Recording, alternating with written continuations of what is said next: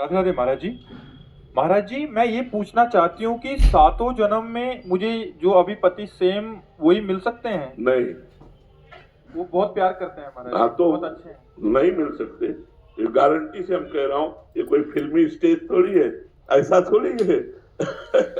ऐसा नहीं हो सकता। हाँ, एक उपाय हो सकता है, यदि आप भगवान की आराधना करें और भगवान से वर मांगे कि जो मेरे पति हैं ये 7 जन्म तक हमारे पति बने, और वो आशीष दे दे, वरदान दे दे, तो ये संभव हो सकता है, अन्यथा नहीं। क्योंकि दोनों के कर्म अलग अलग हैं, एक कर्म नहीं है दोनों का। दोनों के कर्म अलग अलग है, दोनों का प्रारब्ध अलग अलग है, दोनों के संचित अलग अलग है। तो इस जन्म में जो पति बना है वो अगले जन्म में पति बने या पुरुष बने बिल्कुल आवश्यक नहीं। जैसे हम एक घटना तुम्हें सुना रहे, एक की पत्नी बड़ी भक्त थी, वो पत्नी पर बहुत प्यार करते थे, पर पत्नी गुरुजी की आज्ञा से चलती थी, पर उनको संतों से कोई प्यार नहीं था, वो पत्नी से प्यार करते थे। तो एक दिन पत्नी ने बहुत प्रेम से उनसे कहा कि हमारी एक बात मानोगे, आप हमारे गुरुजी से दीक्षा ले लीजिए, क्योंकि हम दीक्षित हैं और आप दीक्षा नहीं लिए तो हमारा आपका प्रेम अधूरा। उन्होंने कहा ठीक है, बुलाओ गुरुजी को। गुरुजी को बुलाया और दीक्षा लेने के लिए गंगा स्नान करने के लिए चले तो गांव के 2-4 लोग मिले, बोले आज ये धोती टांग के कहां जा रहे हो? बोले यार पत्नी कह रही दीक्षा ले लो, गुरुजी आ गए तो गंगा स्नान। अरे, और वो धोती लेके वापस आ गए, बोले नहीं लेना मुझे दीक्षा।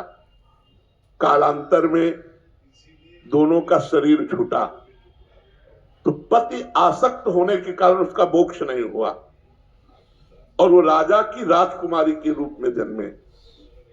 ये पूर्व में गीता जी के महत्व में महिमा आती थी, उसमें दृष्टांत आता था, उसका है।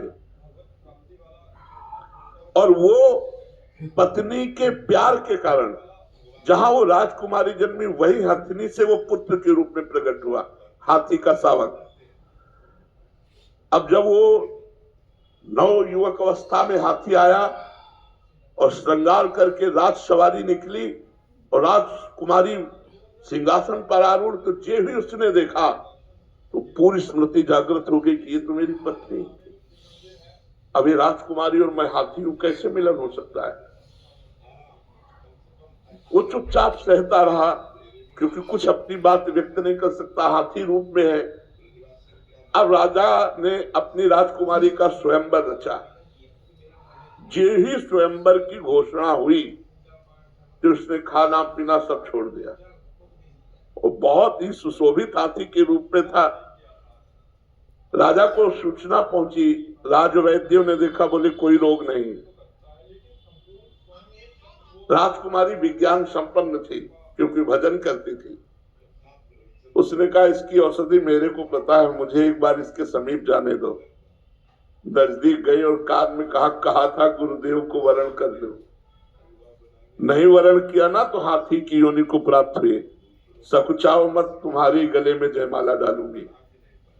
सकुचाओ मत, स्वयंवर में तुम शोभा के लिए खड़े किए जाओगे और मैं तुम्हारे ही गले में माला डालूंगी और इस जन्म में इतना भजन करूंगी कि आगे जन्म में हम फिर दोनों मिलेंगे। उसने ऐसा ही किया, भजन के प्रभाव से अपने पति को हाथी की योनि से मुक्त करके अगला जन्म फिर मनुष्य का हुआ। फिर ये तप और